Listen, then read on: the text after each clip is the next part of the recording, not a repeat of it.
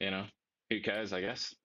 You're speaking of garbage media, and here you go, taking out the trash. Most TV viewers are now over 65 years old. And this is a Holly Dome Blacklock story, and typical TV viewers are senior citizens. Imagine that. Says new CRTC research. The demographic profile of TV audience follows repeated warnings that television is in steep decline. I would say that's no Sherlock. Like, I haven't had cable forever. Like, who keeps paying for that? And, like, to watch television right now, and the amount of commercials that come on, to watch 20 minutes of programming and like 12 minutes of advertising, and there's no content, and it takes you, like, you have to have almost like a PhD to kind of figure out where the stations are. I don't know.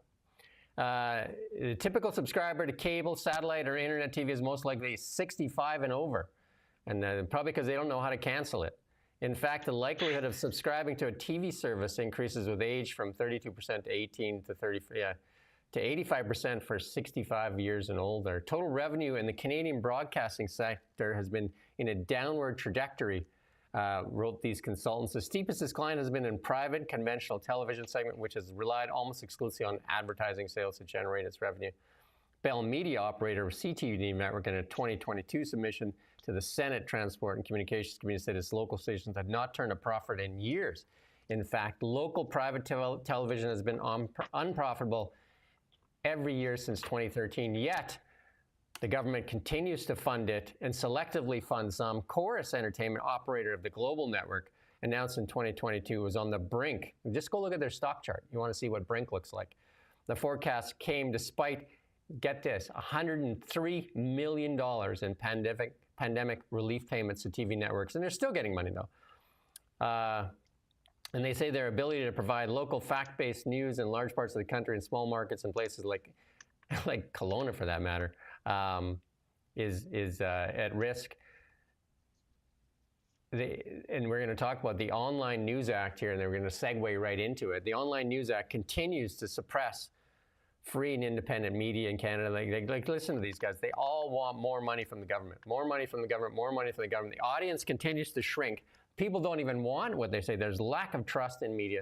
How many times has the media lied to Canadians and Americans? If you look at the fallout that's happening in the U.S., like MSNBC lost 43% of their audience just recently over their continued gaslighting of Americans. And that happens here in Canada. Like we just talked about, Rosemary Barton, basically talking about misinformation and then spewing misinformation at the same time she was talking about how independent media is the spreaders of misinformation.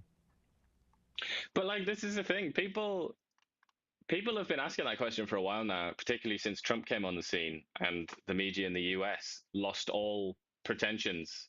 It stopped trying to pretend even that it was neutral, and it just completely opened up to the world and showed that it supported the Democratic Party, which was already understood. It was already tacitly known. But with Trump, they just dropped all that, and they were just like, out and out, please vote for the Democratic Party. Trump, we hate Trump. And then they invented all kinds of crazy lies about Trump and really spread a lot of disinformation, specifically about Donald Trump. And then that's happened in Canada as well, in favor of the Liberal Party. And lots of people, especially younger people, they ask the question, like, who the hell is watching this? Like, who is this for? This is so obvious. Like, this is such trash, and it's so partisan. It's so transparently garbage. Like, why are they even wasting money on the lights and the cameras to broadcast such trash? But here's the answer. It's because it's people 65 and older who are an extremely important demographic when it comes to elections. They have a lot of votes, and they vote really consistently. And they have a lot of residual trust for institutions like CNN and the CBC and BBC. All these institutions that younger people have almost completely stopped trusting because they know that they're tendentious, they know they're partisan. But the older people, our precious boomers, they maybe haven't got the memo that these institutions have degraded themselves.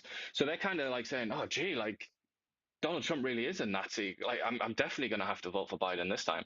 And if you think of it in that way, it works, because for Biden, for Kamala, and for Mark Carney, the older demographic comes out for the party that's endorsed by the mainstream media, which is usually the left liberal candidate. So it works, Carney won this election, or the Liberals won this election, because of this demographic. And this is the demographic that watches CBC and CTV. So if you ever find yourself wondering, like, you watch Rosemary Barton spreading misinformation and just being a disgrace to the profession of journalism, and you think, like, who the hell is this for? Like, why are they wasting their time? That's the answer. It actually matters. It really does matter. Jake Tapper, one of the, I'd say the lead anchors on CNN, came out and said that, obviously he's making money off his book now, that conservative media, Fox News, got it right. Mainstream media, the legacy media, got it wrong. And that Trump was right almost about everything. And that there was lawfare waged against him.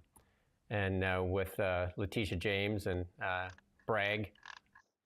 And it puts media in the United States in jeopardy. I mean, they've clearly, a lot of them, Stephen A. Smith, a lot of the people on the left, including Bill Maher, have come out and recognized that the mainstream media in the United States has become nothing but like shills for information. And I would say the same thing here in Canada for the national media outlets. So if you look at the coverage during COVID, look at the coverage.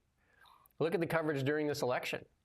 It's shameful at best. And the Online News Act, like, why did the Liberal government, why don't they repeal it? Poilievre said he was going to repeal it.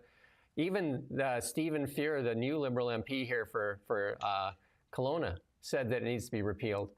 Yet it's still there. They don't do anything about it.